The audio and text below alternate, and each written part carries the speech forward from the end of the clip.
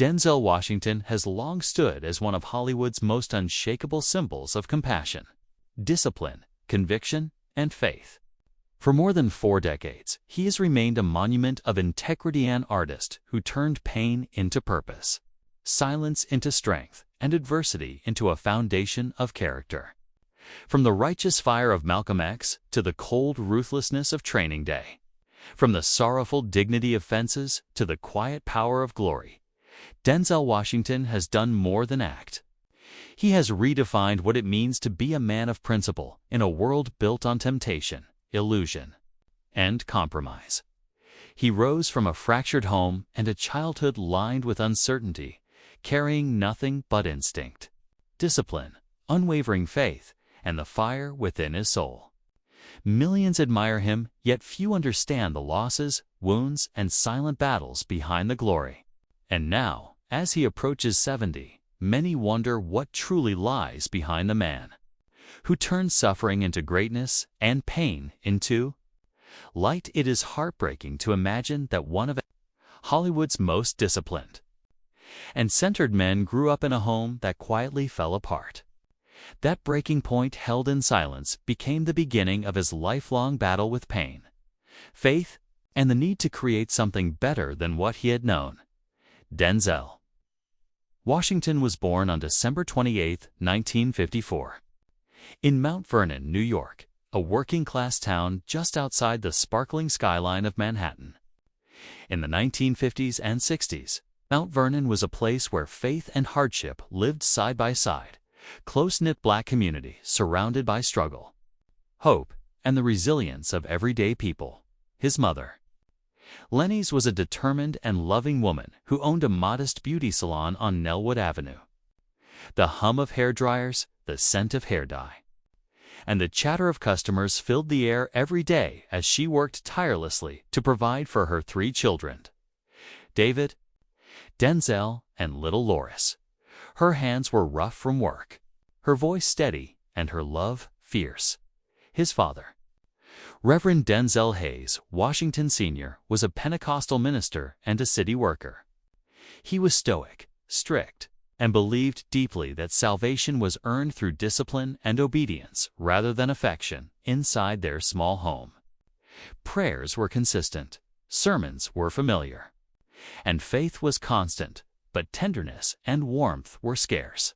"My mother was city," Denzel once reflected. "My father was country. Opposites attract, and then they separate." By the time Denzel turned 14, the house that once echoed with gospel hymns had fallen silent. His parents' marriage, once anchored in faith, fractured without a dramatic fight or final argument, just a quiet collapse. They were like night and day, he recalled. When the divorce was finalized in 1968, something in him broke without making a sound. He stayed with his mother, while his father, the man of faith, slowly faded from his life. "I didn't cry when he died," Denzel admitted years later. "Not because I didn't love him, but because we never truly connected. It was a wound that never bled, yet never fully healed." Without a father's grounding presence, Denzel drifted toward the wrong crowd. Mount Vernon's corners were filled with boys chasing danger, mistaking chaos for courage. "The guys I hung with did 40 years combined," he once said. "They went one way, I went another." Even now, a part of him still wonders why he was spared. His mother, seeing the shadow forming over her son's future, made a choice. A painful one, a necessary one. She sent him to Oakland Military Academy in New Windsor, New York, a decision that felt like exile to a 14-year-old boy, but would ultimately save his life. The marching drills, the early morning cold, the sting of shouted orders, all felt like punishment. But what he didn't understand then was that discipline was becoming his lifeline. "I think my mother saved my life," he later said. "It was the best thing that could have happened to me." Amid the boot's discipline and strict rules, he learned endurance, humility, patience, and the power of silence. Pain had become purpose. When he returned home, the streets no longer pulled him toward destruction. He had direction now. Even though the shadows of his childhood still lingered within him, soft, heavy, and shaping the quiet strength that audiences would one day see on screen, grace had carried him through adolescence. But grace alone wouldn't carry him through adulthood. Now he had to survive the world, leaving Mount Vernon. He entered Fordham University in the early 1970s. The city swallowed him whole. Winters were brutal, money was scarce, and meals were occasional luxuries. He slept in narrow dorm beds that creaked with every movement. There were nights when his stomach growled louder than the radiator that barely worked.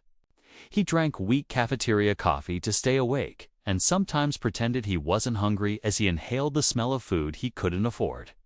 "I didn't know what I wanted," he later said. "I was just trying to survive." He worked every job he could: fine janitor, paper delivery boy, cafeteria worker, mover. His hands always smelled of soap and sweat. His shoes were always damp. His heart always tired. But everything changed one summer in 1975. He took a job at a YMCA camp in Lakeville, New York. One night during a small talent show, someone asked him to step in for a performer who hadn't shown up. Hesitant and unsure, he agreed. The room burst into laughter and applause, and a woman in the crowd leaned forward and said, "You were born to act." That single comment cracked open something inside him. It wasn't applause he heard, it was destiny. When he returned to Fordham, he switched his major to drama, graduating in 1977 with a hunger that had nothing to do with food. A scholarship took him to the American Conservatory Theater in San Francisco. But even there, loneliness followed him. His room smelled of dust and seawater, and some nights he survived on nothing but bread and tap water. "The Pacific wind cut through my jacket," he remembered, "but the stage lights kept me warm." After a year, he returned to New York with little more than a worn Bible and a suitcase held together by hope. He auditioned everywhere, not for fame, but for a chance. Most doors closed on him. Some days he slept on friends' couches.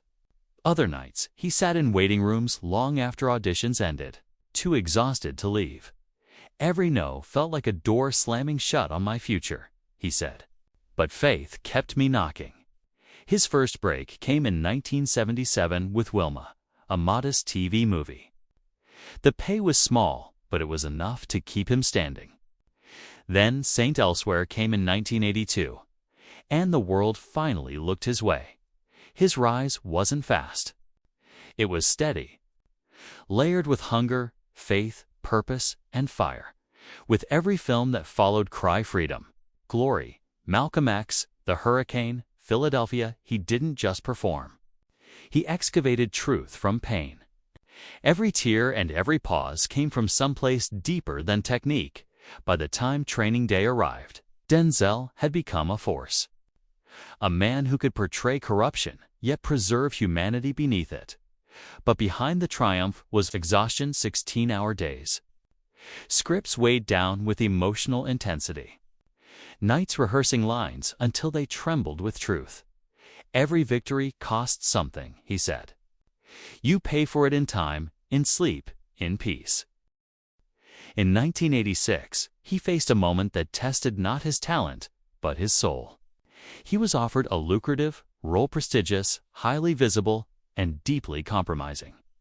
A script that twisted race into spectacle and grief into entertainment. Unsure, he turned to Sidney Poitier. Poitier's advice was simple: "The first films you choose will define who you are." Denzel closed the script. Then he walked away. It was a decision that shaped his destiny. He chose principle over fame, conviction over comfort. The rooms that followed weren't always welcoming, but he stood firm. Over time, he became more than an actor. He became a conscience. And through it all, he remained quietly compassionate. After 9/11s, he returned to New York, not as a celebrity, but as a son of the city. The destruction humbled him. The suffering changed him. The silence taught him. He funded education for young performers, including a student named Chadwick Boseman. Years later, after Chadwick's passing, Denzel whispered, "He was grace."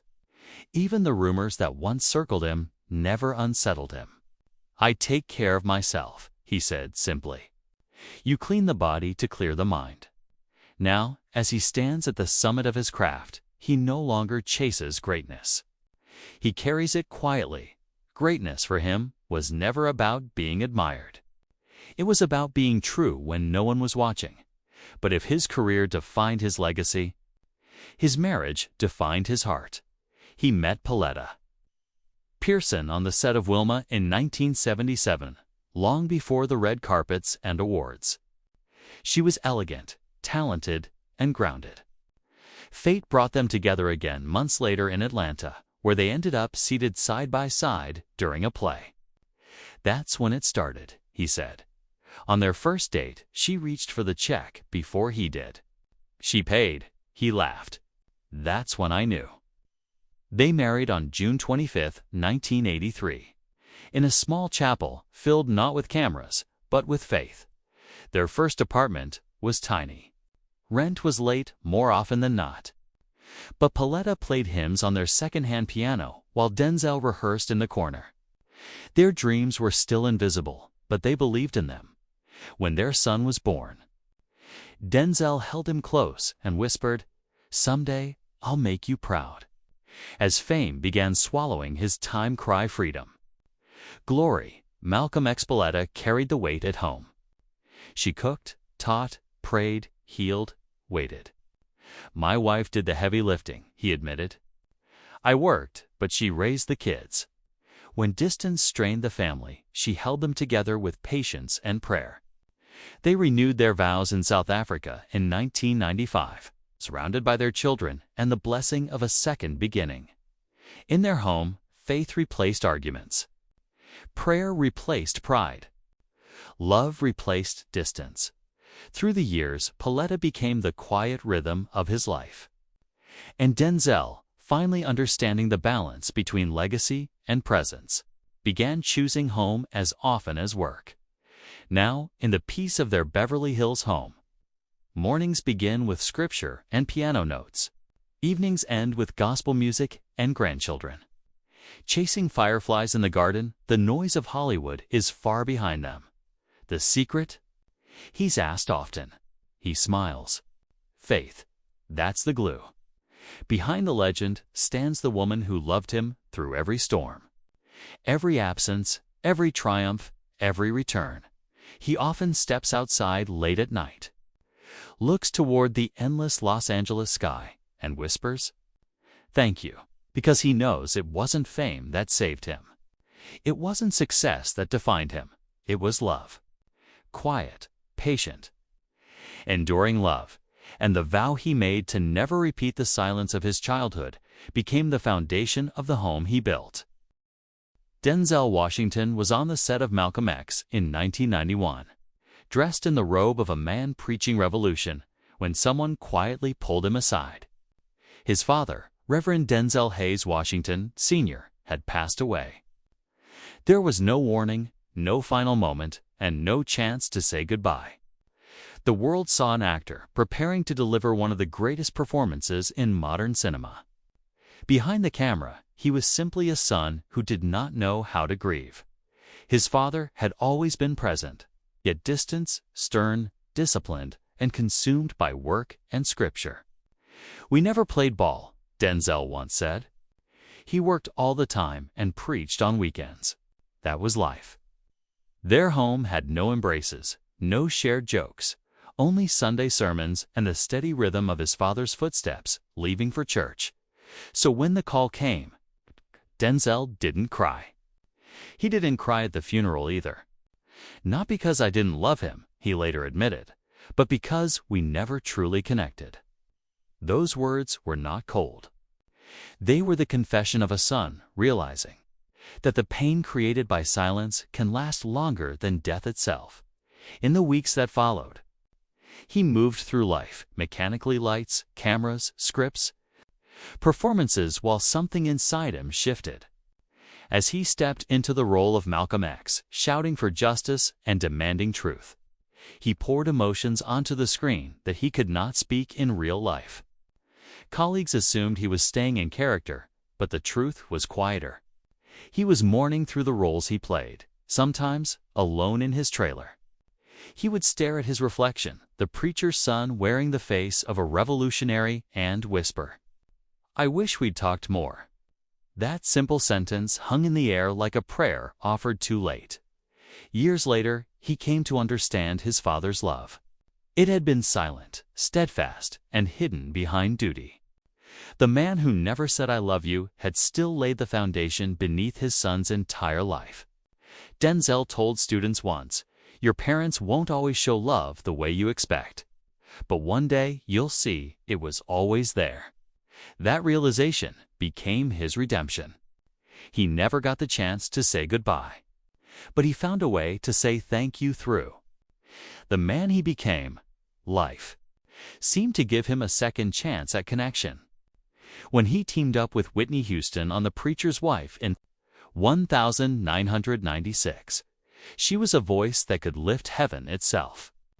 He was the steady presence who grounded her when the spotlight grew too hot. Their bond was not romantic and not built on blood, but on faith, trust, and the quiet understanding of two souls who had walked through fire and still believed in grace. Between scenes, she would hum old gospel hymns, her voice rising like sunlight through stained glass. He would tease, "Whitney, you don't even need a choir. You are the choir." She would laugh and shoot back, "And you're the preacher, keeping us all honest." Then came the phone call in February 2012, cold, sharp, and devastating. Whitney Houston was gone. Just months before, she had filmed Sparkle, her long-awaited comeback. It was meant to be her return. Instead, it became her farewell. Behind the glitter and applause had lived a storm no one truly understood. The pressure to be perfect, the loneliness hidden behind fame. The world demanded her voice, but few ever listened to her heart. At her funeral, held in the same church where she first learned to sing, Denzel sat quietly in the back pew. No speech, no spotlight, just grief. The music swelled, and the pastor's words blurred into the melody. She gave everything, someone whispered, and it cost her everything. After the cameras left and the mourners drifted away, Denzel stayed behind. He ran his fingers along the pew where she once sat, as if her laughter still lingered there. "I wish I'd called her more," he later confessed. "I thought there'd be time." Regret, quiet, private, unrelenting settled into him like a shadow. "Sometimes," he said, "the ones who smile the brightest are the ones hurting most." It was not just grief he carried. It was understanding. Be kind to your angels while they're still here. He began telling others, because even the strongest voices can break when the world forgets to listen. Years later, a familiar ache returned, unexpected and devastating. Denzel had once anonymously paid for a young actor's studies at an Oxford summer program. He never asked for thanks, never sought recognition. It was simply his way of passing on the grace others had shown him. That young actor was Chadwick Boseman. Years later, when they met in person, Chadwick approached him with tears in his eyes. "You never knew me," he said, "but you made it possible for me to be here." Denzel smiled, humbled. "That's what we're supposed to do. Pass it on." Their bond grew into one of mutual respect.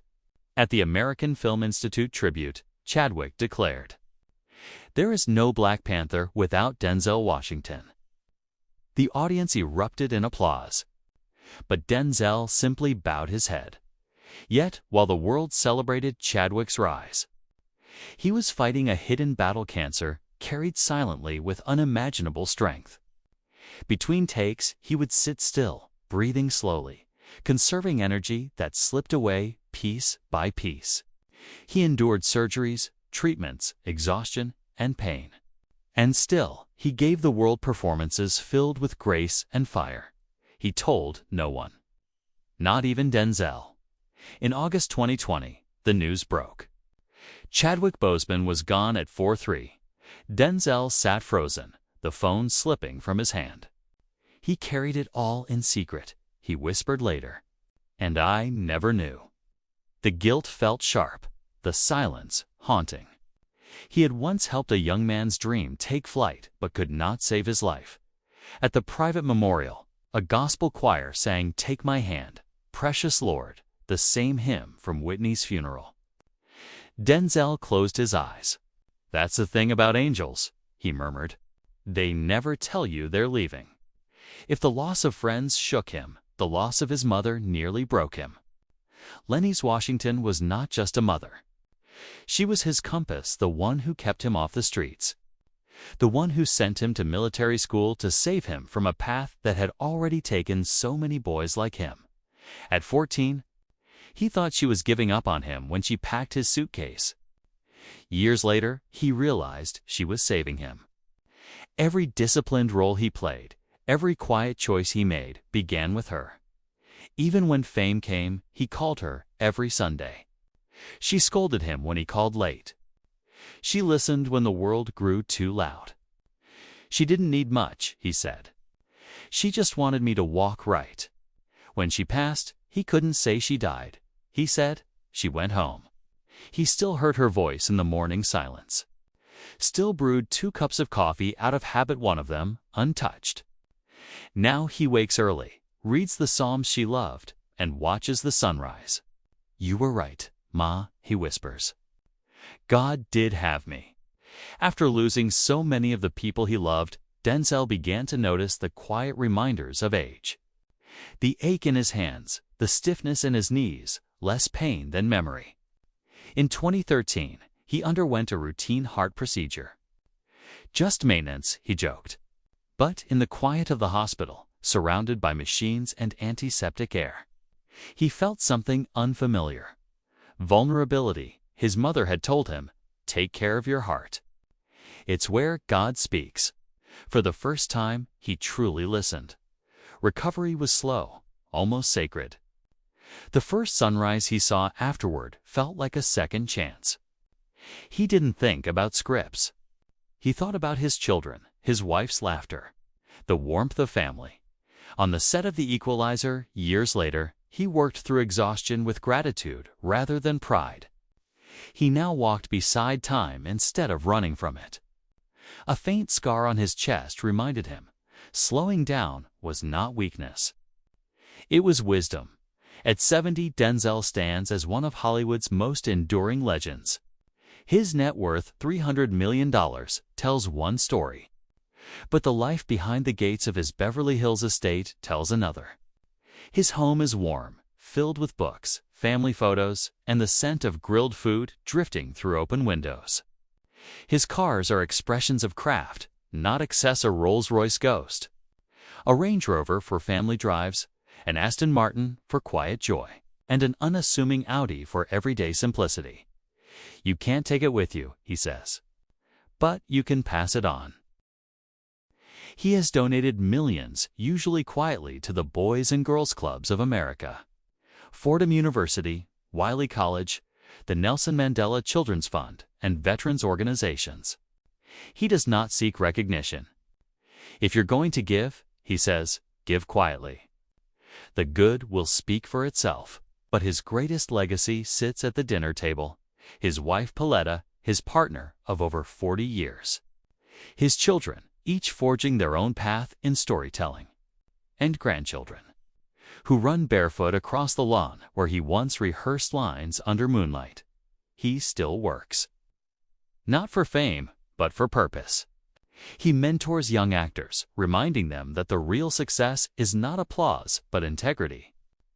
Ease is a greater threat to progress than hardship, he tells them in the evenings. He steps outside, looks over the shimmering city, and breathes deeply. The boy from Mount Vernon, who had nothing, has become a man who values everything that cannot be bought. His story is not about fame. It is about faith, discipline, and love carried through silence, sorrow, and grace, because for Denzel Washington, greatness was never about being seen. It was about staying true even when no one was watching.